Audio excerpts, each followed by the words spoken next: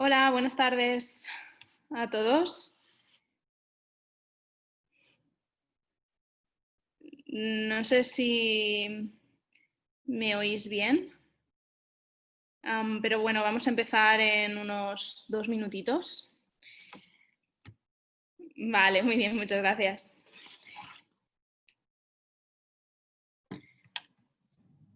Entonces, nada, falta muy poquito, empezamos ya. Vale, bueno, yo soy Ana Vila, formo parte ahora del equipo de medicina interna de la Universidad de la Católica. Y bueno, hemos hecho este webinar de la leishmaniosis canina y lo hemos pensado para que sea muy clínico y también para que participéis. Como veréis, es bastante extenso y recoge todos los aspectos de la leishmania. Tengo abierto el chat y creo que estaría muy bien que fuera bastante interactivo. Con lo cual podemos ir variando incluso la temática si queréis profundizar más en un tema o, por ejemplo, como los signos clínicos que todos seguro conocéis, lo pasamos un poco más rápido. ¿Vale? Entonces, si queréis, vamos a empezar ya. ¿Vale? Entonces, bueno, la primera pregunta que nos hacemos con la leishmania, ¿no?, es el por qué la leishmania nos sigue volviendo locos a los veterinarios clínicos, ¿no? Es una enfermedad que está con nosotros prácticamente desde el inicio de la veterinaria y todavía hoy es un reto clínico, ¿no? Es un reto diagnóstico y sobre todo también es un reto en su monitorización muchas veces. Por esto, una de las características que tiene es que tiene muchísimos signos clínicos. Las formas de presentación son prácticamente infinitas, ¿no? Nos pueden venir perros con signos muy focales, ¿no?, como por ejemplo problemas oculares y signos completamente ¿no?, que se nos presentan de urgencias, como por ejemplo una epistaxis, ¿no? Nos vienen perros sanos que solo tienen lesiones dermatológicas y perros en estado de caquexia. Básicamente nos sigue volviendo locos, ¿no? Sabemos porque tiene unas características muy especiales. Lo primero es que es una enfermedad emergente, ¿no? Sabemos que se está extendiendo en zona geográfica. Antes estaba bastante ¿no?, en zonas puntuales del Mediterráneo. Hoy en día sabemos que es prácticamente todo el área mediterránea, toda España, y que está incluso cogiendo zonas, ¿no?, del norte de la península y Europa. Y además, lo que también hemos visto es que en las zonas donde ya era endémica, cada vez hay más leishmania. Otra cosa es la que ya hemos dicho, tiene multitud de formas de presentación y signos clínicos. El otro es el gran lío que hay en cuanto a uso, ¿no?, de técnicas diagnósticas y que tenemos que saber optimizarlas, ya que tenemos tantos recursos. Pero bueno, ya sabéis, no hay ninguno perfecto. Por otro lado, el tratamiento y la prevención, hay muchas novedades en cuanto a esta enfermedad.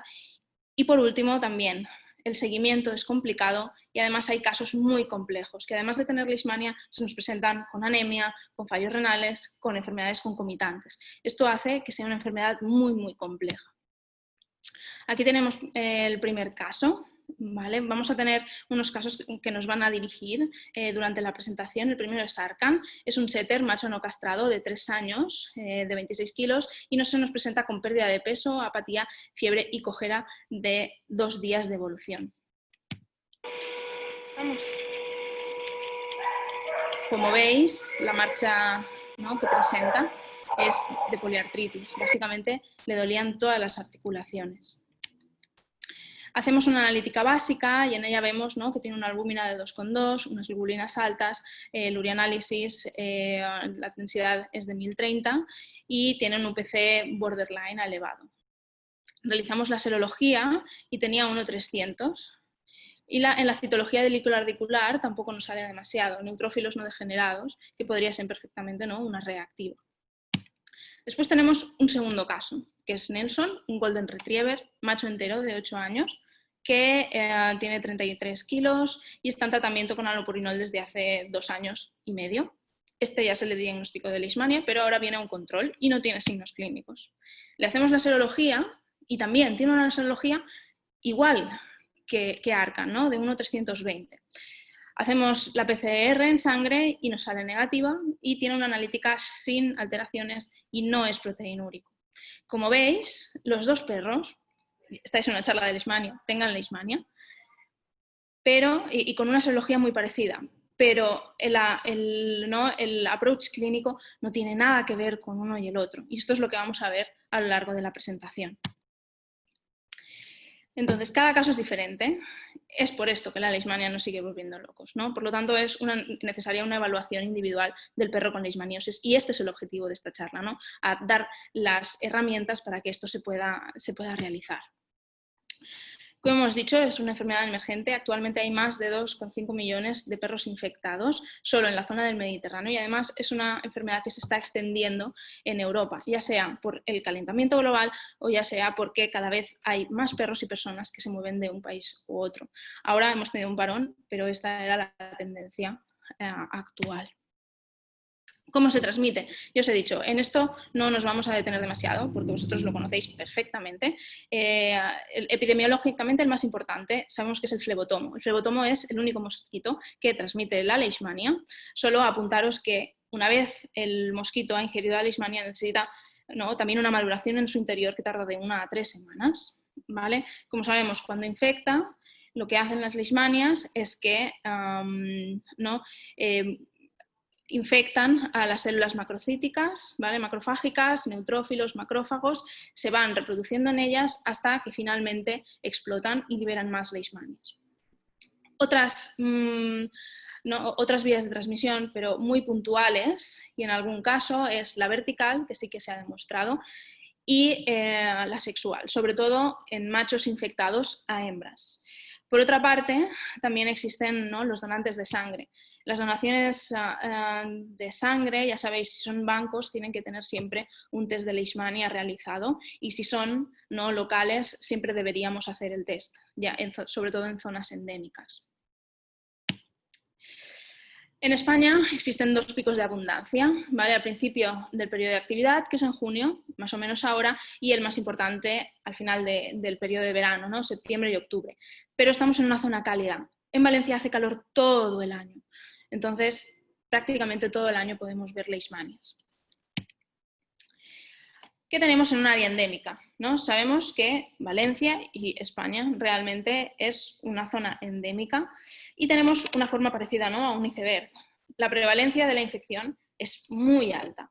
Ahora bien, la prevalencia de la enfermedad, como ya sabemos, es mucho más baja, ¿no? Aproximadamente un 10% de estos perros son los que realmente enferman. Hubo un estudio que se hizo sobre todo en Francia y en España para ver cuántos casos veían al año, ¿no? Variaba mucho dependiendo si era Francia o si era España, pero más o menos se veían 5 nuevos casos por cada 100 perros al año, ¿vale? Yo creo que en algunas zonas, por ejemplo Valencia, será incluso mucho mayor.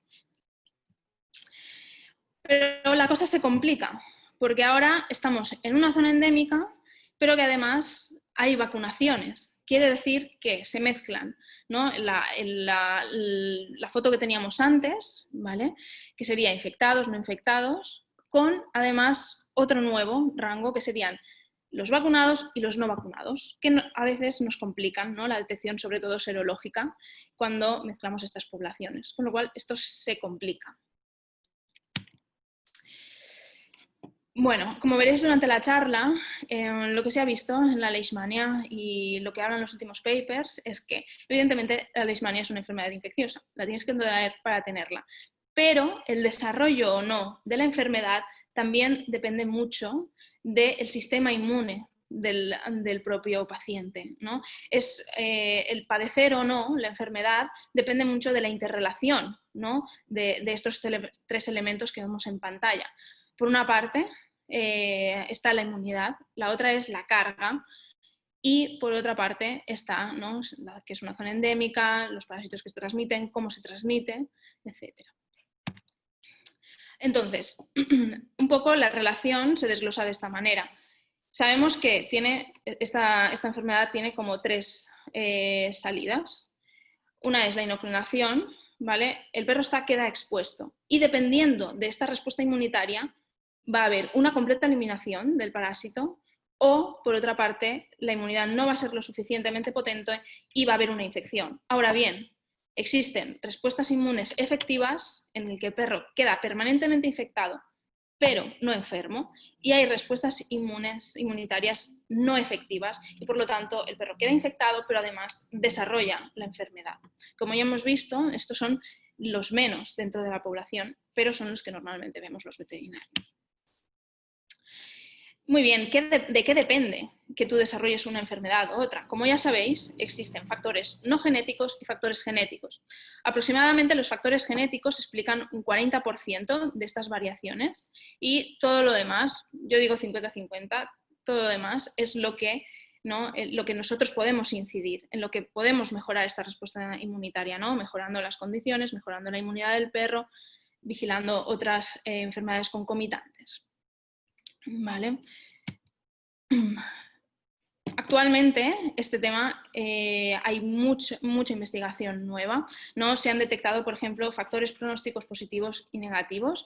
Por ejemplo, tener ¿no? un menor número de IL-10 o un mayor número, ¿no? de interleuquina 2 hace que tengas un perro muy predispuesto a hacer una respuesta resistente. En cambio, tener una baja producción, ¿no? de interferón o cambios hematológicos te hacen tener que sea un fenotipo susceptible. Aquí os he puesto 2 reviews muy buenas en las que te va enumerando, ¿no? estos distintos marcadores que se están, que se están estudiando ahora mismo para entender el por qué unos perros desarrollan la enfermedad y otros no.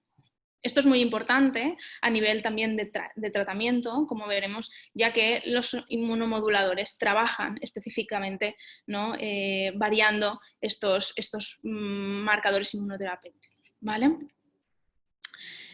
Entonces, lo que ya sabemos es que los perros que desarrollan una respuesta más celular, ¿no? más TH1, consiguen la activación de los macrófagos y consiguen fagocitar estos amastigotes de Leishmania. En cambio, aquellos que desarrollan una respuesta más humoral, TH2, lo que hacen es una respuesta muy inefectiva, con lo cual llevan a la diseminación del parásito. Tanto en control como en tratamiento, lo que vamos a intentar es que los perros tengan una respuesta TH1, ¿vale? Y para esto son todas estas nuevas publicaciones que están saliendo.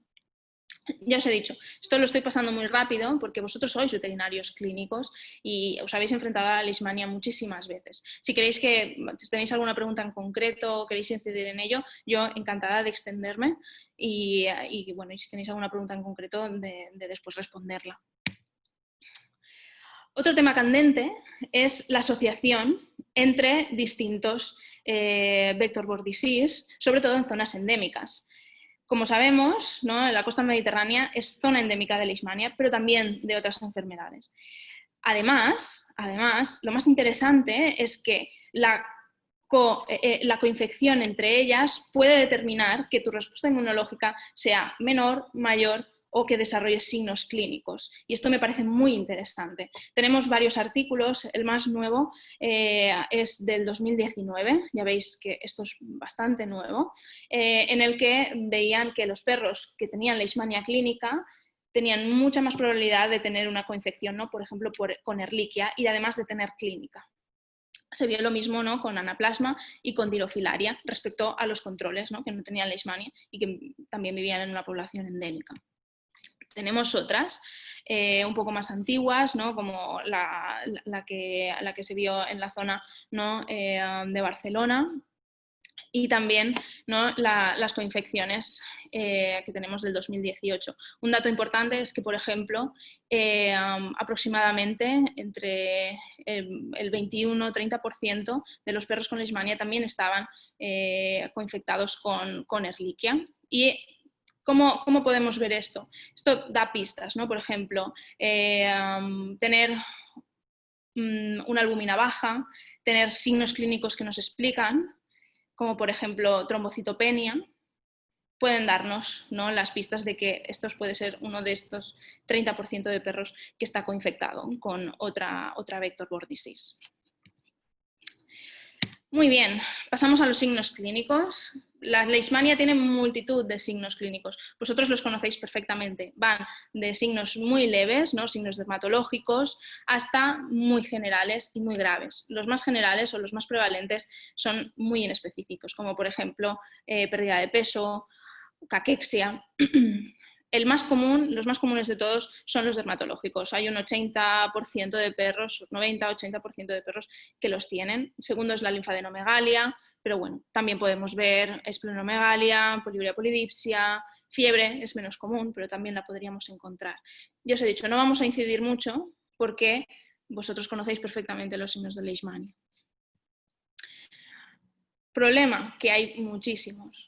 ¿Vale? Y puede venirte con cualquiera, ¿no? Aquí tenemos, por ejemplo, una poliartritis, ¿no?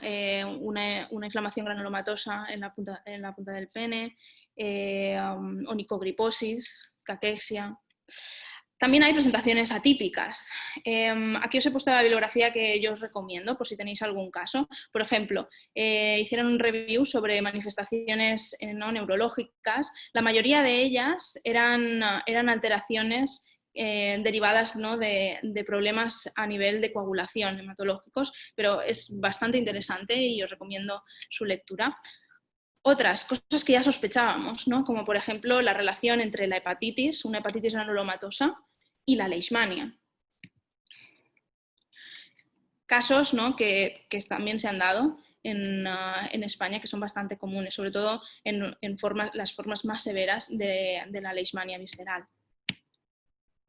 También actualmente se ha visto, ¿no?, una duodenitis o una diarrea de intestino delgado asociada a esta leishmania, no solo de intestino grueso, como ya conocíamos, por ejemplo, en la colitis. Y por último, también hay varios estudios sobre cómo altera la leishmania, las troponinas, o se ha determinado también en efusiones pericárdicas. Así que el análisis de este líquido en situaciones, ¿no?, de una efusión pericárdica idiopática en zonas endémicas no es ninguna tontería al realizarlo, ¿vale? Y muchas veces se recomienda. Muy bien, ahora vamos a hablar sobre las alteraciones clínico-patológicas. Yo os recomiendo estos dos artículos que son de revisión y que básicamente nos revisan todos los puntos, ¿no?, desde el hemograma, bioquímica y test específicos. Uno es del 2018 y el otro es del 2016. Ambos llegan prácticamente a las mismas conclusiones y también os recomiendo mucho su lectura. Básicamente la información que vamos a hablar aquí está en ambos dos. Lo primero que tenemos que tener, ¿no?, cuando nos enfrentamos a un perro con leishmania, lo primero que ordenamos es un hemograma, ¿no? ¿Qué alteraciones podemos ver y cuán frecuentes son? La anemia. La anemia es la alteración hematológica más común.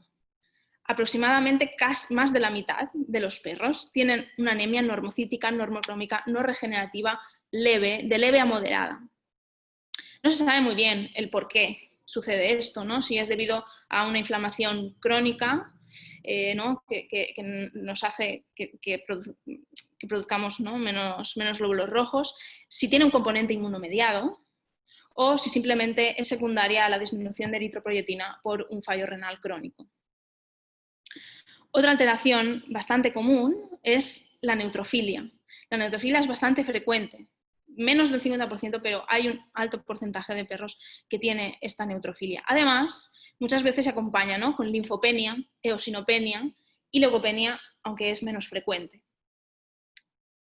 Esto me parece bastante interesante porque muchas enfermedades infecciosas, por ejemplo, dirofilaria, nos pueden venir con una eosinofilia.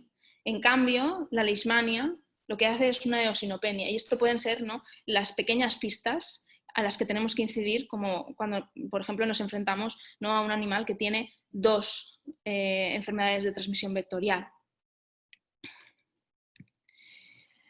Otra cosa muy interesante, ¿no?, es cuán frecuente, por ejemplo, ya sabemos que la anemia es muy frecuente, pero cuán frecuente es ver los amastigotes en sangre. Yo nunca he visto ninguno. Creo que vi uno, pero era un caso que se guardaron. ¿vale? Es muy poco frecuente, se ven muy pocos. Como os he dicho, hay neutrofilia, a veces linfocitosis y a veces leucopenia o eosinopenia. No olvidéis que en el Mediterráneo una de las principales causas de pancitopenia es, ¿no?, la leishmania y su infiltración en médula ósea, pero no son los casos más comunes. Por otra parte, vamos a hablar, ¿no?, de las alteraciones en las plaquetas. Es muy raro encontrar una trombocitopenia. Menos del 10% de los perros que tienen leishmania únicamente presentan trombocitopenia, con lo cual que esté presente también nos puede dar pistas, ¿no?, si por ejemplo estamos tratando con estas coinfecciones. Respecto a la coagulación, es la trampa perfecta. Esto muchas veces los vemos sobre todo en pacientes que están muy graves, ya que la leishmania tiende habitualmente a una hipercoagulación. ¿Por qué? Ya os he dicho, se da la bomba perfecta para producirlo. Por una parte, tienes una glomerulonefritis en las que estás perdiendo la mayoría de veces proteína. Si se pierde la albúmina, la siguiente que va es la antitombina 3. Por otra parte, tienes hiperviscosidad, porque en muchos de estos perros que están graves tienes un aumento de proteínas totales. Y por otra parte, hay muchas probabilidades de que tengas una vasculitis secundaria, ¿no?, a esta leishmania. Todo esto hace que el CID, la hipercoagulabilidad, esté en la orden del día, sobre todo en aquellos pacientes, ¿no?, con un cuadro más grave. Bueno, por último, solo quería daros un apunte, porque lo he visto en varios artículos y me lo preguntan bastante, ¿no?, si tiene sentido el hacer este ratio, ¿no?, de CD4, CD8, por esto que hemos comentado, ¿no?, de las respuestas TH1 y TH2. Para diagnóstico se ha demostrado poco sensible. Es decir, para el diagnóstico yo no lo recomiendo, ya que hay mucha variabilidad de individuo a individuo. No obstante, sí que es una buena herramienta si quieres monitorizar a un paciente, ¿no?, que no consigue dar buena respuesta. Podrías monitorizar este ratio y entonces sí que resulta efectivo para su monitorización. Generalmente yo no lo uso, a no ser que se trate de un paciente bastante complejo. Muy bien, ahora vamos a las alteraciones de la bioquímica, ¿vale? Si os preguntara, me diríais, bueno, pues enfermedad renal, azotemia, ¿no?, hipergamaglobulinemia, aumento de proteínas totales. Esto es lo que vemos y efectivamente esto es lo más común, ¿vale? No obstante, hay algunas, digamos, algunos marcadores o puntualizaciones nuevas. ¿Vale? Por ejemplo, se ha visto que hay algunas enzimas que pueden ser factor pronóstico negativo, sobre todo si están disminuidas, ¿vale? Se ha visto, por ejemplo, que tiene bastante incidencia la elevación de las enzimas hepáticas o, por ejemplo, de la creatininquinasa, ¿vale?, sobre todo en aquellos perros en que hay caquexia o miositis producida por la leishmania y en aquellos, ¿no?, en que hay granulomas hepáticos, sobre todo en leishmania visceral. Muy bien, vamos a fijarnos más, ¿no?, en el proteinograma, que este es nuestro gran aliado en cuanto a la leishmania. Como veis, aquí os he puesto ejemplos, ¿vale?, de varios ejemplos, ¿no?, que nos podemos encontrar. Por una parte está el típico, el que todos tenemos en mente, es una albúmina un poquito baja, porque ya sabemos que es una proteína de fase aguda negativa, acompañada de una gammapatía monoclonal o oligoclonal, ¿vale? Esta es la que todos tenemos en mente. Solo puntualizaros, la leishmania puede hacer gammapatías monoclonales, oligoclonales o policlonales. Lo más normal es que sean poli o oligoclonales, pero hay algunos casos que nos aparecen, ¿no?, como un pico y es monoclonal, ¿vale? De hecho, ahora os enseñaré un artículo que a mí personalmente me ha perturbado bastante, ¿vale? También podemos ver que a veces las proteínas de fase aguda reactantes, la alfa-1, la alfa-2, las beta-1, también están elevadas. ¿Por qué? Porque tenemos una enfermedad inflamatoria. Ya os he dicho, vale, es una enfermedad infecciosa, pero hay mucha parte de inmunología. Aquí también os he puesto una en que había una coinfección con Ehrlichia y de hecho hay como dos picos, ¿vale?, para que también lo tengáis en cuenta. Muy bien, funcionalidad renal.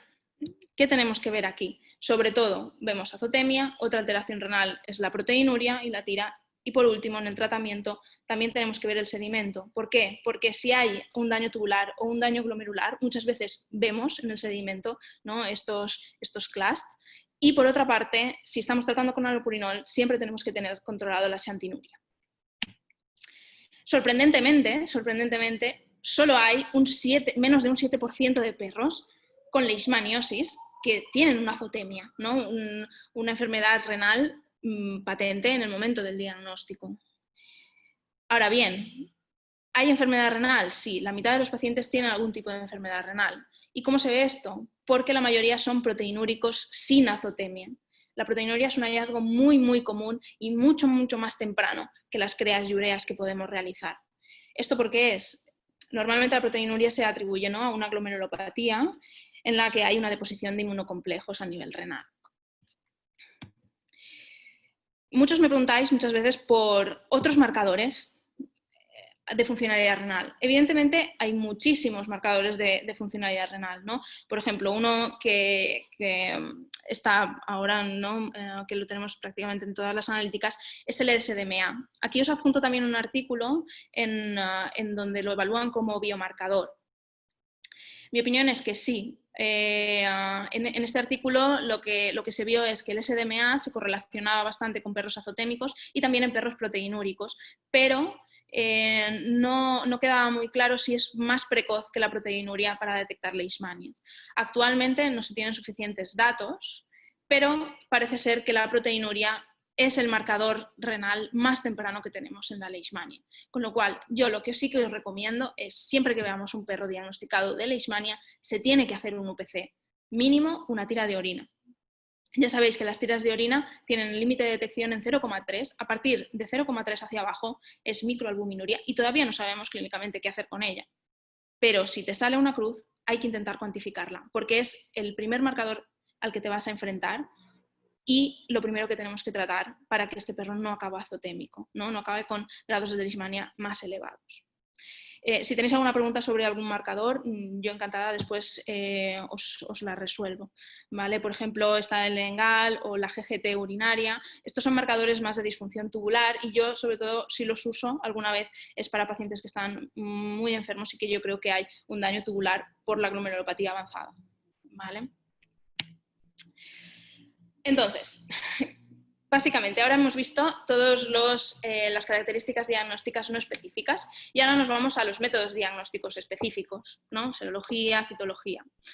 Cada prueba es bastante compleja y debe de ser interpretada adecuadamente. Muy pocas veces, en casos complicados de leishmania, te dan una sola prueba y tú puedes determinar si este perro está enfermo de leishmania o si no.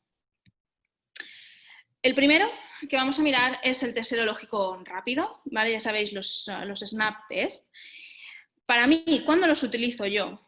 Yo no los utilizo como una única prueba, básicamente porque si me sale negativa, el problema es que estos tests son buenos cuando hay muchos anticuerpos, pero en positivos bajos tienen una sensibilidad bastante baja. Como yo los utilizo de screening, no me valen como test de screening. No si solo me sale positivo aquí y mando una cuantitativa, porque hay muchos perros que tienen unas serologías menores de lo habitual y estos no los detecta. La especificidad es bastante buena, pero como digo, la sensibilidad no llega para ser un test de screening perfecto. ¿Cuándo los utilizo yo clínicamente? Lo que hago es, por ejemplo, en pacientes a los que están enfermos y no pueden esperar diagnóstico, ¿no? Seguro que lo habéis visto vosotros, el viernes por la tarde viene un perro que yo sospecho que clínicamente tiene leishmania, que está empezando a hacer un fallo renal y tengo que tratarlo y tengo que averiguar si tiene leishmania. Bueno, pues aquí hago un test de screening, hago un test serológico rápido porque me da una respuesta rápida y me va a posibilitar, ¿no?, el poder empezar el tratamiento durante el fin de semana, incluso dejando hospitalizado, pero siempre yo lo combino con un test cuantitativo para tratamiento, para monitorización y sobre todo para diagnóstico. Bueno, los test serológicos cuantitativos, no voy a entrar demasiado, todos los conocéis. Ahora, los gold standard o los referencia son los IFAD y los ELISA. Cada laboratorio tiene su rango y tenéis que fiaros, ¿no?, del rango del laboratorio más que de los generales, y básicamente siguen estas reglas, ¿no? Títulos bajos, repetir la serología en 1 o 2 meses, si es más de 4 por, el nivel basal ya se da como un título positivo, ¿no?, un título muy alto. Las dos técnicas son válidas y se han demostrado prácticamente igual en sensibilidad y especificidad. Algo muy interesante es este estudio del 2016, en el cual se veía que nada más acabar el tratamiento ya se veía una reducción de estos títulos de anticuerpos, ¿no? Normalmente el control que hacemos de titulación es a los 3 o a los 6 meses, pero lo que vieron es que mediante técnicas se podía incluso ver una disminución de estos anticuerpos muy rápido. Esto es importante por la tabla que viene al lado. Se ha demostrado cada vez más que el número de anticuerpos, el número de inmunocomplejos circulantes juega un papel súper importante en el desarrollo de la enfermedad. Y lo que se ha visto es que cuando se bajan este número de anticuerpos, todos los parámetros que hemos visto anteriormente mejoran. Por ejemplo, aquí tenéis el ratio UPC, está súper relacionado, las proteínas totales, la albúmina, el hematocrito, todo esto va mejorando cuando vamos, ¿no?, reduciendo esta leishmania y también el número de anticuerpos. Y me pareció bastante interesante. Es un artículo que os recomiendo leer, es bastante interesante. Muy bien, vamos a las pruebas PCR. Ya sabéis que existen diferentes tipos, la cuantitativa o la convencional. Lo más importante es saber de qué tejido estamos haciendo la PCR y para qué lo queremos. Esto se divide en dos, ¿no? Están los muy sensibles y los poco sensibles. Y los utilizo para diferentes cosas. Los muy sensibles son para el diagnóstico. Es decir, si yo me tengo que gastar 20 euros, 40, 50 en el diagnóstico, que pueda, por una parte, diagnosticar lo cierto y por otra parte, ¿no?, apartar la enfermedad de mi diagnóstico diferencial. Para esto me sirven estos sitios más sensibles. ¿Cuáles son? Ya lo sabemos, donde la leishmania se encuentra cómoda. Médula ósea, linfonodos, bazo. Esta es la que yo quiero, ¿vale? Si él tiene una enfermedad, ¿no?, local, por ejemplo en ojos o en piel, también son buenos sitios para realizarlo. Menos sensibles está la sangre, por ejemplo. Menos sensibles significan que no valen para diagnóstico. ¿Por qué? Evidentemente, si te encuentras la leishmania en la sangre, has diagnosticado la leishmania, pero hay muchas posibilidades de que no la encuentres, aunque el perro esté enfermo de leishmania.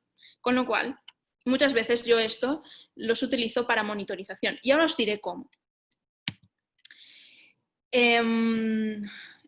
Hubo un artículo en el cual lo que veían es que los títulos en sangre estaban correlacionados con una parasitemia más alta y la parasitemia más alta estaba correlacionada con desarrollar la enfermedad. ¿Esto qué quiere decir? Que si yo hago una PCR en sangre y me sale con títulos muy altos, aunque la serología me diga lo contrario, aunque el perro me diga lo contrario, yo voy a pensar que este perro tiene muchas posibilidades de desarrollar una leishmania clínica en los próximos 6 meses. Por otra parte, si yo estoy en un control, en un perro que está perfecto, aunque mantenga serologías un poco altas o en el rango medio-bajo, pero tiene una parasitemia muy baja, yo voy a poder decir, este perro muy probablemente no va a desarrollar una leishmania clínica en los próximos 6 meses. Esto es lo que se vio con la PCR, ya os digo, en sangre, sobre todo. Un poco estos dos artículos vieron lo mismo, ¿no? Cuando tú tienes un positivo alto, tienes un positivo alto. Pero cuando tú estás en control y tienes positivos medios, bajos, la PCR te puede ayudar a tomar una decisión clínica. Por último, vamos a la citología e histopatología, ¿vale? Este es el artículo que os decía yo que me pareció bastante chocante, ¿vale? Es de hace bastante poco y lo que nos dijo es, vale, cuando yo tengo linfadenomegalia, lo primero que hago es, ¿no?, nuestra mente se divide en leishmania o linfoma, muchas veces. Y decimos, bueno, pues voy a averiguarlo con una par, por ejemplo, ¿no? Que es una prueba de clonalidad. Si son iguales, va a ser un cáncer, y si son diferentes, es una infección y será una leishmania. Bueno, pues lo que vieron es que un porcentaje importante de perros, cuando tú enviabas estas pruebas de clonalidad, salían como linfoma, es decir, salían iguales, y en cambio el perro tenía una leishmania. Y esto asusta bastante, la verdad.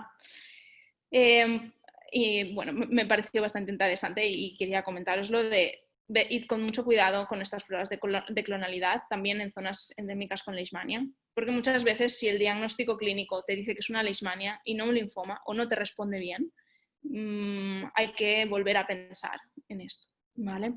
Por otra parte está, ¿no?, la histopatología y citología. Si diagnosticas leishmanias, esto es un diagnóstico clínico. Es raro, por ejemplo, verlas en sangre. Si la ves, está allí. Si haces una citología de bazo y está allí, es que tienes una leishmania muy probablemente clínica.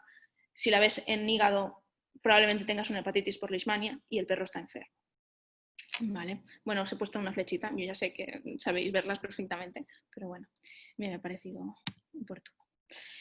Muy bien, entonces, os he dicho un montón de test, pero no os he dicho el cómo yo los utilizo o cómo se deberían no utilizar. Entonces, se tienen que integrar todos.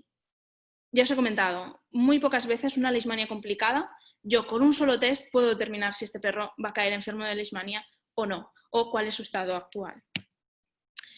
Básicamente, cuando nos preguntamos por el diagnóstico, ¿no? Si presenta signos clínicos, es lo primero, ¿no? Yo tengo una complaint y entonces tengo que buscarlo. Si no presenta signos clínicos, pero ha vivido o estado en un área con elevado riesgo de infección, aquí somos área endémica, pero muchas veces, ¿no?, nos vienen perros sobre todo por la costa, ¿no?, que vienen de, por ejemplo, Reino Unido o zonas del norte de Europa, que están muy preocupados porque han estado aquí unos meses, no saben si el perro ha tenido algún contacto, son perros que no están habituados a la leishmania, y estos perros tienen cierta peligrosidad porque su sistema inmune nunca ha visto una leishmania y son generalmente más sensibles a poder contraerla. Y la otra, ¿no?, no es el diagnóstico, sino es por recidivas o seguimiento, ¿no?, monitorización de estos pacientes. Yo os lo he dividido en varias situaciones clínicas que son las que nos podemos encontrar, ¿no?, en la clínica veterinaria. No sé si esto os ayudará, pero bueno, creo que es bastante clínico y creo que os puede aclarar, ¿no? Lo primero es, el perro presenta signos clínicos. Como os he dicho, si lo veo en citología, lo considero un perro enfermo.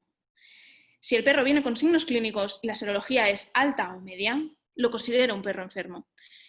Si los signos clínicos del laboratorio son compatibles, hay una PCR positiva, aunque la serología sea media, también lo consideran un animal enfermo. Este es el más fácil. ¿Vale? La situación clínica 2, ¿no?, es el perro presenta alteraciones clínico-patológicas, no tiene signos clínicos aparentes y la serología me sale baja, pero con alteraciones compatibles con leishmaniosis, como os he dicho, ¿no?, anemia, las que hemos ido comentando. Aquí es donde la PCR te puede ser útil. ¿Qué PCR? Yo quiero tener un diagnóstico, quiero buscar un lugar sensible, quiero encontrarla, con lo cual me iré a médula o linfonodo. La sangre aquí no es una buena elección, ¿vale? Y si tiene alguna lesión en concreto, aunque hemos dicho que no tiene signos clínicos, también sería una buena opción, ¿no? Por ejemplo, conjuntivas, si tiene lesiones en el ojo. Si la PCR me sale negativa, en médula ósea, por ejemplo, voy a pensar que este perro no está enfermo de leishmania, aunque haya tenido algún contacto. Si la PCR me sale positiva, pensaré que sí, que tiene una leishmania y que está enfermo o infectado de leishmania. Muy bien, la situación clínica 3. El perro no presenta signos clínicos, pero vive o ha estado en un área endémica, ¿vale? Estos son los casos que os he comentado antes. En general, desde el momento en que se infectan hasta 2-4 meses es cuando se da, ¿no?, la seroconversión, cuando un perro te puede dar positivo después de infectarse. Entonces, lo que hacemos es una serología, pues esto, 2-4 meses después de la infección. ¿Cuándo se hacen estos chequeos? Normalmente se hacen de enero a febrero, incluso marzo, porque da 4 meses desde el segundo pico que hemos hablado, que es en otoño. Si es negativo, perfecto, control después de 6 meses, 1 año. Si es positivo, pero un título bajo, este perro puede haber estado expuesto, aunque no significa que esté infectado o enfermo. Entonces, ¿yo qué hago? respiro primero y entonces hago las pruebas. Hemograma, perfil bioquímica, proteinograma, urianálisis, coagulación. No, voy cogiendo o tirando de estos pequeños hilos que hemos ido comentando antes, que son tan importantes y que nos van dejando estas pistas, ¿no? La medicina interna muchas veces va de esto, de fijarse en pequeños detalles y en ir tirando de pequeños hilos que al final te van enfocando al diagnóstico, ¿vale? Si todo es normal, yo hago un control 2-4 meses después para ver si este positivo es más bajo o es más alto. Si hay algo anormal, entonces le meto más ímpetu y a veces considero que pueden estar infectados o no. Bueno, esto ya lo veremos más tarde, que es también muy interesante. Como os he dicho, si tenéis que hacer los controles, normalmente se hacen a principios de año, enero, febrero, en esta zona. Muy bien, entonces, como os he dicho, si al repetirlo me veo que tiene un positivo alto o 4 veces el anterior, vuelvo a hacer hemograma, perfil bioquímico, etcétera, y lo considero enfermo. Muy bien, situación clínica 5, que es la vacuna y la serología. ¿Vale? En qué podemos ver, como hemos visto, ahora tenemos más complicado el cuadro, ya que también hay perros vacunados y la serología también puede ser por la vacuna. Ya sabemos que hay vacunas que la hacen y hay vacunas que no, pero actualmente en Europa hay vacunas que sí, que se cruzan serología. Entonces, al principio no sabíamos si sí lo hacían o no. Hay algunas proteínas específicas recombinantes que ven algunos SNAPs, pero en la práctica no se sabe a ciencia cierta si son capaces de diferenciar entre ambos tipos de anticuerpos. Con lo cual, ¿qué reglas aplico yo? Bueno, la elevación importante, como veis, se da entre las 8 y las 12 semanas tras la tercera dosis. Intento no mirar las serologías ahí, o si la miro, intento ser consciente de que esto ha sido así, ¿vale? La seropositividad suele desaparecer a las 48, a las 42 semanas. Más o menos a los 8 o 6 meses ya no deberías de tener un positivo altísimo. En general, dan serologías inferiores a 1,320, ¿vale? No sean serologías muy, muy altas. Pero si todavía tienes la sospecha clínica, lo que hay que hacer es complementarlo con otras pruebas diagnósticas. Por ejemplo, una PCR sería la de elección. Bueno, esto es un poco un cuadro, resumen, ¿vale? Para que lo veáis más claro el qué hago yo. Es de un review del 2016, pero creo que queda bastante claro qué haríamos, ¿no? En perros clínicamente sanos, ¿vale? Y por último, en perros que tienen signos clínicos compatibles con Leishmania, ¿vale? Esto sería como mi cuadro de acción, os lo he intentado resumir, ¿vale? Digamos, son como un resumen de todas las situaciones clínicas que ya hemos visto, ¿vale? Todo esto, ¿a qué nos lleva? Nos lleva a una clasificación clínica de la Leishmania. Hay que hacer una clasificación. Es una enfermedad que tenemos que es muy importante. En nuestra zona es endémica y no tenemos una clasificación. Como sabéis, existen dos grupos dos clasificaciones generales, ¿no? La de Leishbed y la del Canine Leishmaniasis Working Group. Yo generalmente, las dos son válidas y básicamente es una opción personal. Elegir una u otra me parece bien, siempre que elijamos una, ¿vale?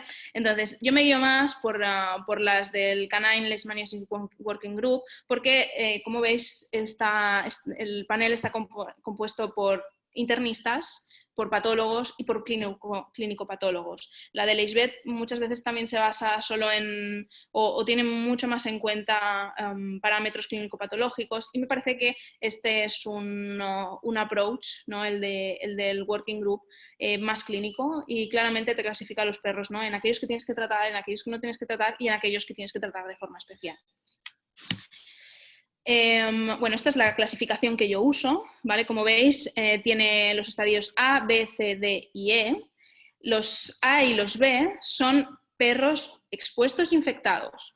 La diferencia es que un perro expuesto es aquel que se ha visto expuesto a la leishmania, pero que la leishmania no se ha quedado permanente. Es decir, la primera línea de inmune ha conseguido parar el parásito, ¿no? Por ejemplo, lo ha picado en piel y antes de pasar a médula ósea, el perro ha sido capaz de eliminarlo. Con lo cual, estos perros pueden tener una serología, normalmente son serologías negativas o positivos muy bajos, viven en una zona endémica, pero cuando haces los controles han eliminado la enfermedad o la serología se mantiene muy baja. Por otra parte están los infectados. Los infectados son perros sanos que tienen leishmanias. Si yo busco la leishmania, la voy a encontrar, ¿no? Por ejemplo, en médula ósea. Generalmente son perros que no han conseguido parar la primera tanda de infección y sí que mantienen la leishmania, pero la mantienen con una buena respuesta inmune, con lo cual se queda acantonada en un sitio, no da problemas y son perros, ya te digo, que puedes encontrar la leishmania, pero no tienen signos clínicos. Estos son los que después pueden volverse clínicos, ¿vale? Pero en el momento en que los clasificas, no. Estos dos grupos no tienen tratamiento o no debes de tratarlos, ¿vale? Contra la leishmania. Por otra parte, están los C, D y E, que son los grupos que sí tienen que llevar un tratamiento. Por una parte están los enfermos. Estos enfermos son los típicos que nos encontramos, con lesiones leves, que tú encuentras la leishmania y que están producidas por la leishmania, ¿vale? Por otra parte, está un subgrupo, y esta clasificación me parece muy útil por esto, porque evidentemente todos hemos visto perros con leishmania, pero existe una diferencia, porque muchas veces vemos perros con leishmania muy enfermos, ¿no? Perros con una enfermedad renal muy grave, que tienen uveitis, que vienen con epistaxis, que además tienen poliartritis, que llevan un tratamiento inmunosupresor ya, y que tienen enfermedades concomitantes muy graves, ¿no? Estos necesitan el tratamiento de leishmania porque están enfermos de leishmania, pero además necesitan otros tratamientos extra que nosotros tenemos que añadir. Y por último están los E, que son aquellos perros de leishmania complicados. Es decir, tú los tratas de leishmania, pero tienen o una recaída temprana o pasan completamente del tratamiento que les des, ¿no? No es efectivo el tratamiento. Bueno, pues esto también es una subclasificación, sobre todo a nivel crónico. Muy bien, además esta clasificación también nos da pronóstico, ¿vale? En el cual los A y los B tienen un pronóstico favorable, los C entre favorable y reservado, y los D y los E tienen un pronóstico entre reservado y grave. Los D y los E también se tienen que tratar. Ya os diré el por qué, porque hemos visto que muchos perros mejoran con el tratamiento, pero la información al propietario debe de ser que es una leishmania grave y que por lo tanto el pronóstico es peor. También te da un seguimiento de monitorización, ¿no? Que ya incidiremos también después, de cada uno, ¿no? Unos llevan monitorización cada 2 o 4 meses, otros cada 6 meses y otros prácticamente de manera continua, sobre todo al inicio. Muy bien, continuamos con Arcan. No sé si os acordáis. Entonces, ¿cómo clasificaríamos a Arcan? Arcan tiene leishmania, ya no vamos a jugar a que no la tiene, ¿vale? Entonces, tenía poliartritis, como hemos visto. Y vemos que tienen las globulinas altas, que tienen un UPC moderado, pero en el líquido articular lo miran otra vez y ven la leishmania. Este es un perro que está enfermo, pero además tiene una situación complicada porque tiene una poliartritis. Con lo cual, para mí, él es un D. Es un perro enfermo de leishmania, pero que además tiene otra cosa y lo voy a tener que tratar, además de con la leishmanicidad, con otra cosa. En cambio, Nelson, ¿cómo lo clasificaríamos? ¿Este perro es sano? No. ¿Está enfermo? No. No tiene proteinuria, sale una PCR negativa en sangre. Este perro yo lo clasificaría como un B, ¿no? Es un perro infectado, pero que actualmente no está enfermo. Muy bien, bueno, pasamos al tratamiento. Os he puesto aquí las guidelines del tratamiento y de, digamos, cómo llevar el seguimiento, ¿vale? Os recomiendo sobre todo estas reviews en las que básicamente se explica, ¿no?, lo que vamos a tratar a continuación. Por una parte, están los tratamientos que se llaman de primera elección. No me gusta llamarlos así, pero no he encontrado una palabra afín, ¿vale? Después están los tratamientos de segunda elección y otros tratamientos que se han probado, existen artículos y os comentaré. Los de primera elección son los que yo utilizo, ¿vale? Son los que se llaman leishmanicidas, no reducen el número de leishmanias y estos son los que se tienen que aplicar a perros que están enfermos. Por otra parte, están los de segunda elección, los que no son de primera línea, ¿vale? Algunos son inmunomoduladores, algunos sí que consiguen eliminar algunas veces las leishmanias, pero no son de primera elección por reacciones, por efectos adversos o simplemente no por económicos muchas veces. Y después están otros tratamientos. Por ejemplo, el marvofloxacino se ha visto que consigue reducir las leishmanias, pero se ha visto que la tasa de recaída de estos perros es altísima, 50% a los 2 meses. Con lo cual, para mí, sí, son tratamientos que alguna vez han resultado efectivos, pero yo no los recomiendo aplicar. ¿Vale? Y por último están las vacunas, que también pueden formar parte ¿no? de todo este cúmulo, y ahora veremos cómo. Entonces, aquí os pongo los dos que se recomiendan, ¿no? El más efectivo, el que se ha visto que mata más leishmanias en menos tiempo, es el antimonato de meglumine y el alopurinol. Y por otra parte, también, si no es este, el de segunda elección sería el de miltefosina más alopurinol. Como os habéis dado cuenta, no he puesto el alopurinol a solas. En varios protocolos está descrito, ¿no? Un alopurinol durante varios meses elimina el 90% de las leishmanias. Pero para mí el alopurinol es un leishmaniostático, no un leishmanicida. ¿No? El mecanismo de acción es que no permite reproducirse a las leishmanias, pero no hace una eliminación activa. Como os he dicho, lo que se ha visto en los últimos papers es que la leishmania, la clínica de la leishmania va muy ligada al número de leishmanias que tengas y a los anticuerpos que éstas producen. El alopurinol, si hay signos clínicos, no es el adecuado porque no bajas este número de leishmanias lo rápido que querrías. Además hay otra cosa, y es que tenemos problemas porque el alopurinol tiene efectos adversos, ¿vale? Este es un estudio que se hizo en el cual se vio que un 21% de los perros tenían chantinuria solo, pero muchos tenían mineralizaciones renales con chantinuria y algunos también tenían urolitiasis. El otro problema es que tenemos resistencias, se están creando resistencias importantes contra el alopurinol. Entonces, todo esto hace que yo no lo utilice como primera línea. Sí que lo que se ha conseguido durante todos estos años es hacer que lo que antes duraba, ¿no? lo que aplicabas era el meglumine, hacía leishmanicida, bajaba y entonces volvía. ¿Por qué? Porque la respuesta inmune del perro no era la correcta y las leishmanias se volvían a multiplicar. Lo que nos ha permitido el alopurinol con el tiempo es hacer de leishmaniostático, no, yo bajo las leishmanias. Cuando ya están bajas, les pongo el alopurinol y las mantengo bajas y doy tiempo y oportunidad para que este perro haga una respuesta inmune efectiva. Le doy tiempo, que es lo que necesita. ¿Vale? El alopurinol, generalmente, todos nos preguntamos, ¿no?, cuándo pararlo, y a veces es una decisión clínica importante y un poco controvertida. Normalmente yo lo dejo mínimo 1 año, pero después pienso en quitarlo o en bajarlo. La dosis habitual que os he puesto es de 10 miligramos ¿no?, cada 12 horas. Hay algunos papers en que te dicen que puedes ponerlo cada 24 porque el efecto leishmaniostático lo hace igual, pero el porcentaje, ¿no?, de estos efectos adversos a nivel, ¿no?, urinario no los tiene. Con lo cual, si tengo un perro, ¿no?, con chantinuria que va haciendo mineralizaciones, lo bajo a solo 1 vez al día.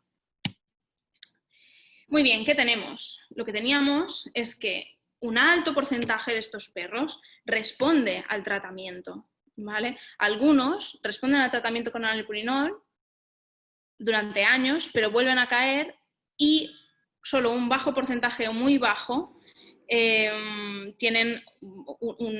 no responden al tratamiento o recaen muy pronto, ¿vale? Lo que estamos viendo con todas estas resistencias es que cada vez más hay perros, ¿no?, que deberían de estar en alto moderado, responden solo a tratamientos leishmanicidas o responden al tratamiento pero un corto periodo de tiempo. Como también está pasando, por ejemplo, con las bacterias, están creando resistencias. Entonces, ahora os voy a poner el caso de Nelson, que a mí me abrió los ojos un poco al inicio de mi residencia, ¿no? Era un Golden Retriever que venía, como ya habéis visto, que venía a control de la leishmania, y entonces decidí hacerle una PCR en sangre y salió negativo. La serología se mantenía, pero estaba ya mucho tiempo con alopurinol. Este perro, ¿qué puedes hacer? Uno, quitarle el alopurinol, pero otra cosa que se me ocurrió es que, ya que tenía una serología un poco dudosa o yo no estaba del todo cómoda, es que podemos utilizar inmunomoduladores. ¿Qué les da el alopurinol? Tiempo. Y este perro, yo lo que quería era asegurarme de que tenía una buena respuesta a la leishmania. Entonces le puse un inmunomodulador y con el tiempo le retiré el alopurinol. Para mí, el tratamiento de leishmanicida y leishmaniostático llevamos haciéndolo mucho tiempo. Y no nos está dando, o sea, por poner más glucantime no eliminas de todo las leishmanias. El futuro del tratamiento de la leishmania, para mí, muchas veces está en estos tratamientos inmunomoduladores, ¿no? En preparar la respuesta del perro lo más posible, ¿no? O dirigirla desde la TH2 hasta la TH1 de manera, ¿no? De manera muy general, para que él mismo pueda regular esta leishmania, aunque algunas veces se tenga que hacer algún leishmanicidio. ¿Vale? Para esto, lo primero que se vio, ¿no? Es las diferentes citoquinas que se alteraban, ¿no? Cuando tratadas la leishmania, ¿no? Lo que queremos en este diagrama, ¿no? Que poníamos al principio es evitar, uno, la enfermedad y después evitar estos perros que quedan infectados pero asintomáticos que pasen a tener enfermedad otra vez. Entonces, ¿cuáles son los targets de estos inmunomoduladores? No sirven para tratar perros enfermos, sobre todo sirven para perros sanos pero infectados. Es decir, perros que no están enfermos, que yo ya he bajado el número de leishmanias totales, pero necesito que hagan esta inmunidad ellos mismos para controlar el número de leishmanias por sí solos. ¿Vale? Después del tratamiento, como he dicho, leishmanicida. Entonces, como os he dicho, a Nelson le puso inmunomoduladores, básicamente. Y salió bastante bien. Entonces, ¿qué se sabe de los inmunomoduladores? Tenéis un montón de información. Actualmente hay muchos papers, como ya sabéis, vamos detrás de Humana, ¿vale? Pero esto también a veces es bueno, porque así vemos, no vamos un poco probando lo que en ellos ya está un poco más investigado, ¿vale? Hay algunos que llegarán a medicina veterinaria, incluso hay algunos que ya tenemos productos, y hay algunos otros, ¿no? Que no llegarán, o no, por ejemplo, el interferón. Se ha visto que el interferón funciona en humana, pero el interferón, tenemos interferones también, pero el interferón que funciona es el gamma, no está del todo disponible y además es bastante caro, entonces no sé en qué quedarán muchos de ellos, ¿vale? Pero bueno, vamos a hablar sobre todo de los que ya están en el mercado y los que podemos utilizar, ¿vale? Para ellos recomiendo esta bibliografía en la que se hace como un resumen, es del 2019, con lo cual es bastante actual y bueno, si tenéis alguna duda también encantada de responder. ¿Vale?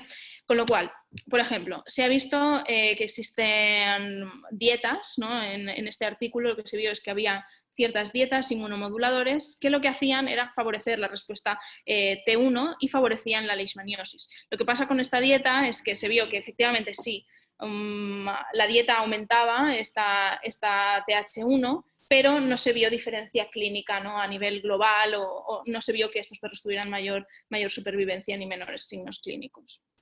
¿Vale? Otro que también tenemos es cuando tú añades a la dieta los nucleótidos. El producto que hay hoy en día es el Impromune, ¿vale? Y lo que se ha visto es que sí que previene la progresión de la leishmania cuando lo añades. Por otra parte está la domperidona, ¿vale? Utilizada en tratamiento y también utilizada cuando el perro no ya está infectado y también utilizada como preventivo, ¿vale? Son dos protocolos distintos, ¿vale? Pero que sepáis que también lo que hacen los nucleótidos y la domperidona es que aumentan la capacidad de fagocitar, ¿no? De estas células que se infectan primero por la leishmania y permiten pasar estos perros expuestos pero no infectados. Y por otra parte permiten a los infectados no caer enfermos, ¿no? Son dos protocolos distintos, pero los dos también se pueden utilizar y hay, como veis, bastante bibliografía sobre ellos. Por último, hay un tema controvertido, ¿no? Que es las vacunas como inmunomoduladores. Actualmente, las advertencias que hace la casa comercial, ¿no? o el claim es solo para perros que no están infectados de leishmania, ¿vale? Que no tienen leishmanias y es para prevenir. Pero últimamente se han visto estudios en los cuales estas vacunas también actúan de inmunomoduladores y hacen que perros infectados por leishmania tengan una mejor respuesta clínica, ¿vale? Como veis en esta tabla resumen. ¿Puede ser el futuro? Sí, pero todavía no tienen el claim y todavía no hay suficientes estudios, pero parece que sí que tendrían este potencial. Por último, el último caso. Este caso me enseñó muchas cosas y fue me enseñó muchas cosas porque me equivoqué muchas veces. Entonces es Tyron, un pastor alemán de macho castrado de 9 años que viene con apatía, anorexia y pérdida de peso. Tenía un tratamiento antiparasitario intermitente y tenía linfonodos grandes, una albúmina baja, globulinas altísimas, un UPC de 1,1 y una CREA a 1,9 y además tenía hipertensión. Entonces, yo sospechaba de que tenía leishmania, ¿vale? Hice la serología cualitativa y me salió positiva. con lo cual envié una cuantitativa. Pero mientras tanto, yo tenía la sospecha clínica que este perro tenía leishmania, ¿no? Pero pensé, tengo una enfermedad de iris 3, con hipertensión, con proteinuria, las citologías me han salido negativas, ¿por qué no haces una cosa? Pones fluidoterapia, perfundes este riñón y empiezas a tratar la hipertensión. Das aire a este riñón y entonces, cuando tengan la leishmania confirmada, tratas de leishmania. Primer error. Lo que pasó fue que al no tratar la causa primaria, el fallo renal no paraba y el perro tenía cada vez más hipertensión, aunque yo le pusiera la amilodipino a la dosis más alta que está permitido, ¿no? o que se recomienda. Me vino la leishmania, me vino muy positiva y ahora sí, empecé a tratar de leishmania, ¿no? La enfermedad iris, bueno, sabéis que es por una glomerulosclerosis, ¿vale? Tratamos la leishmania, el fallo renal y le puse con glucantime, amilodipino y fluidoterapia. Y para mi sorpresa, aunque yo quise matar todas las leishmanias y bajar, ¿no? Lo que vi es que seguía dolorido, más apático, incluso con algo de poliartritis, la albúmina estaba igual, el UPC estaba igual y la paz se había reducido, esto sí. ¿Qué estaba pasando con este perro? Realmente pensé, glucantime, ya sabéis que es potencialmente nefrotóxico y que los últimos artículos lo que dicen es que no se ha visto que haya ningún cambio. Lo que podía estar pasando aquí es esto. La leishmaniosis da una hipersensibilidad tipo 3 y lo que se ha visto es que cuando tú la tratas, el número de antígenos sube rápidamente y entonces el número de anticuerpos, que teníamos unos anticuerpos muy altos, como ya hemos visto en la serología, se unen a estos antígenos y forman los inmunocomplejos. Estos inmunocomplejos van al glomérulo y se depositan allí, y allí hacen una reacción inflamatoria, y esto es lo que le estaba pasando. Tenía una hipersensibilidad tipo 3.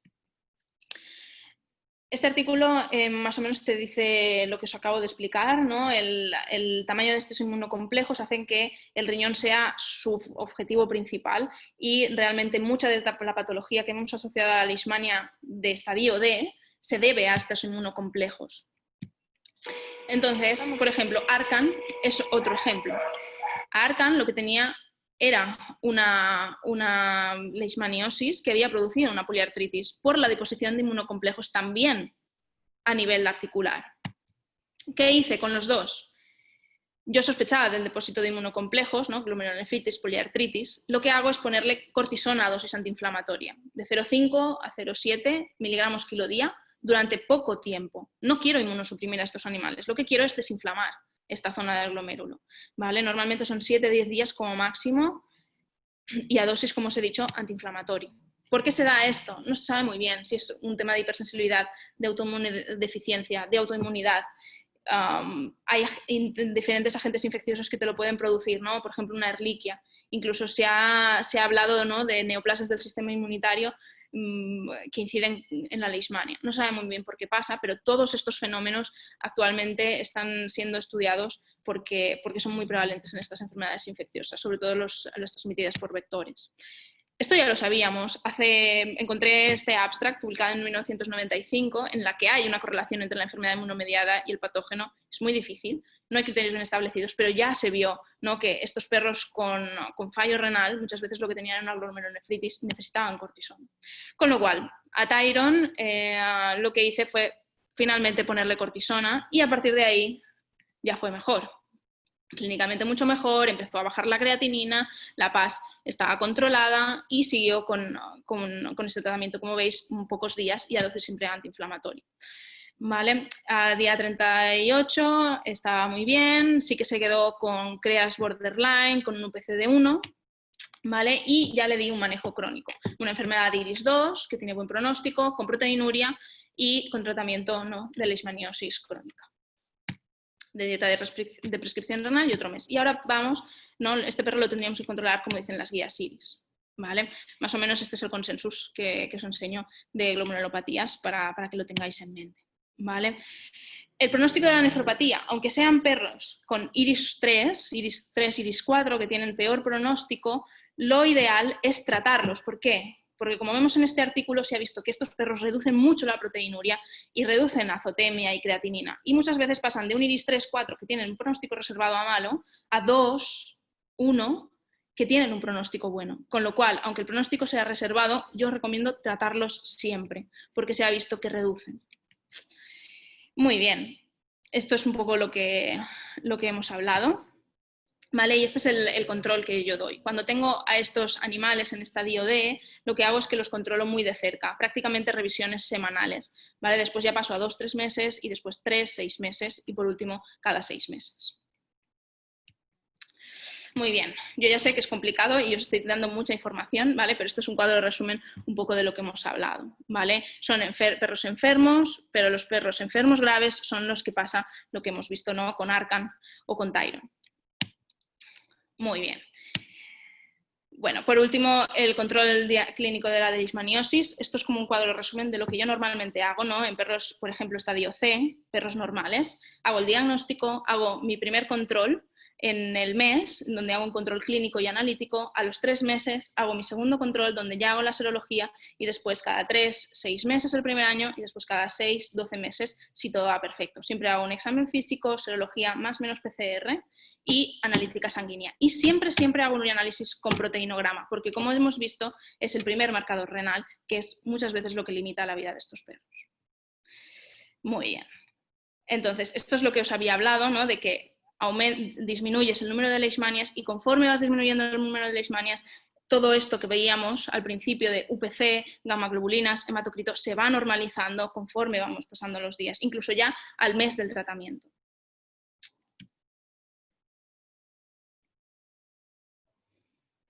Hay una pregunta, ahora respondemos todas, pero sí, ahora os comento mi opinión. Vale, en cuanto a prevención, ya lo sabéis, hay piretroides y hay que evitar el desarrollo de la enfermedad con inmunomoduladores o vacunas, ¿vale?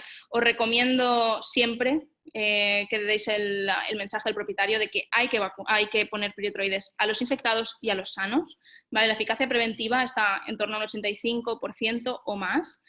Actualmente no hay evidencia sobre la sinergia, ¿no? de diferentes combinaciones, aunque hay algún estudio actual que parece ser que si combinas pipeta con collar puedes tener más protección, pero se necesita mucha más literatura y número de casos, ¿vale?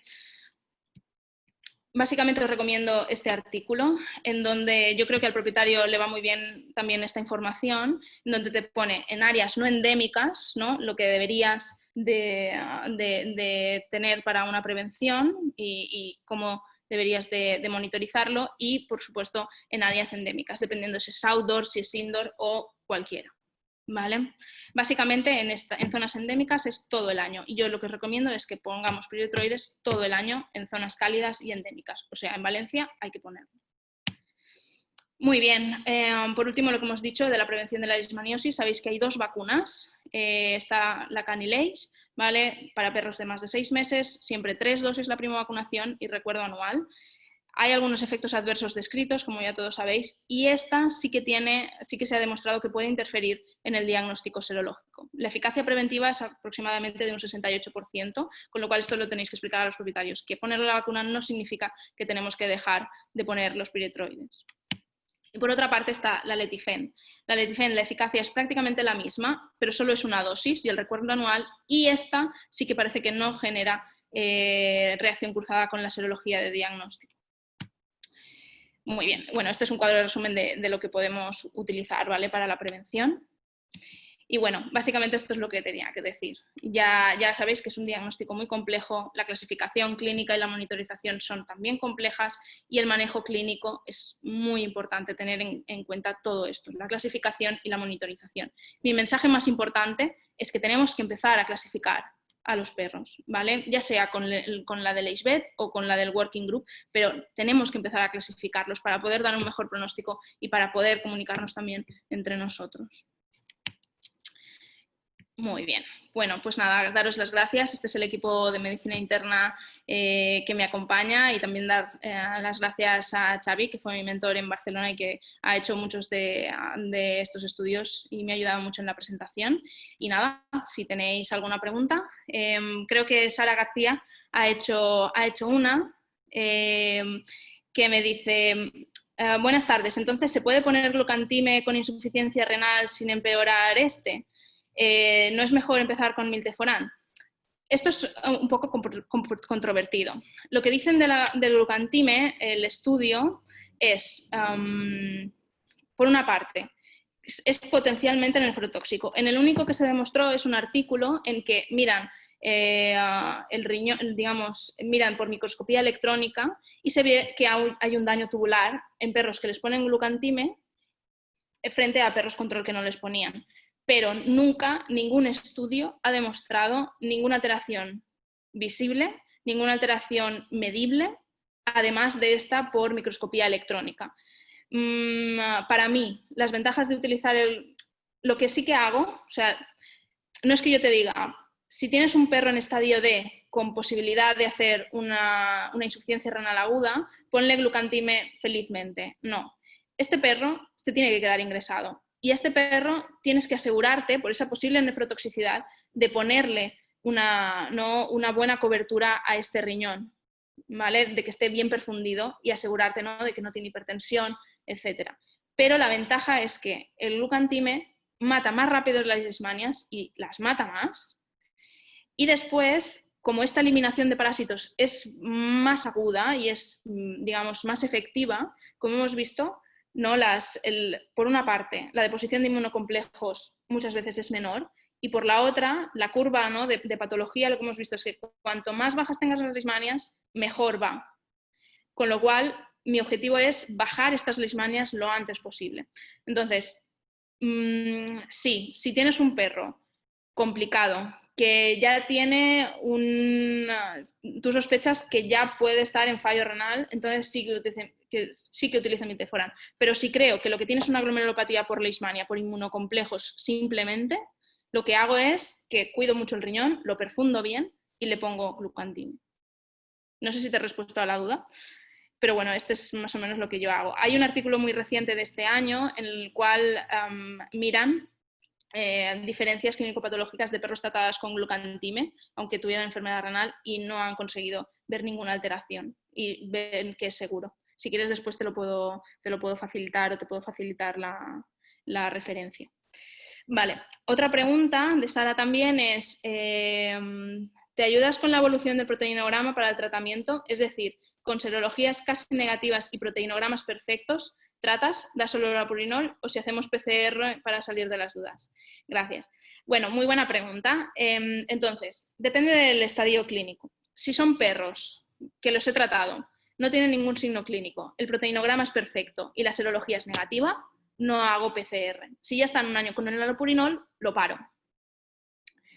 Caso B. Si son perros con serología baja, con proteinograma bastante bueno, pero que son perros que ya han hecho alguna recidiva, que no lo veo claro por alguna razón, entonces a estos, si tienen problemas urinarios, les paro el allopurinol, pero les meto inmunomoduladores.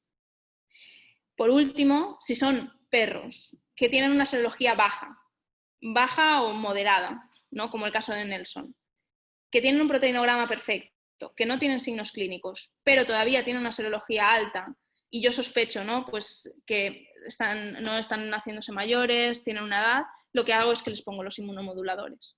O hago la PCR para asegurarme de que este perro no va a caer enfermo. Probablemente en el caso de Nelson, como lo he hecho, sí que haría una PCR, porque esto me va a reafirmar en que esa serología, aunque esté alta, no quiere decir que yo tenga una parasitemia alta, y por lo tanto, en los próximos 6 meses es muy, muy improbable que este perro me caiga enfermo. No sé si te la he respondido también. Es un poco complejo, pero... Muy bien. No sé si tenéis alguna pregunta más. Si no, me las podéis pasar y yo estaría encantada. Yo creo que más o menos ya es hora. Sí. Estaré encantada, y también os puedo pasar las referencias si tenéis alguna duda, como por ejemplo la de Sara, que la verdad lo del glucantime es muy interesante. Así que muy bien. Bueno, más o menos ya es la hora, nos pasamos de hecho 13 minutos, con lo cual muchas gracias por asistir, espero que os haya gustado y os haya parecido clínicamente útil. De verdad, y bueno, y si tenéis cualquier duda, aquí estamos. Si tenéis algún caso clínico complicado, yo estaré encantadísima, ya sabéis que aquí tenemos servicio ¿no? de consulta a veterinarios referentes y de verdad estaría encantada en ayudaros en cualquier caso que tengáis. Bueno, pues nada, muchas gracias a todos y nada, y espero veros pronto con otro webinar.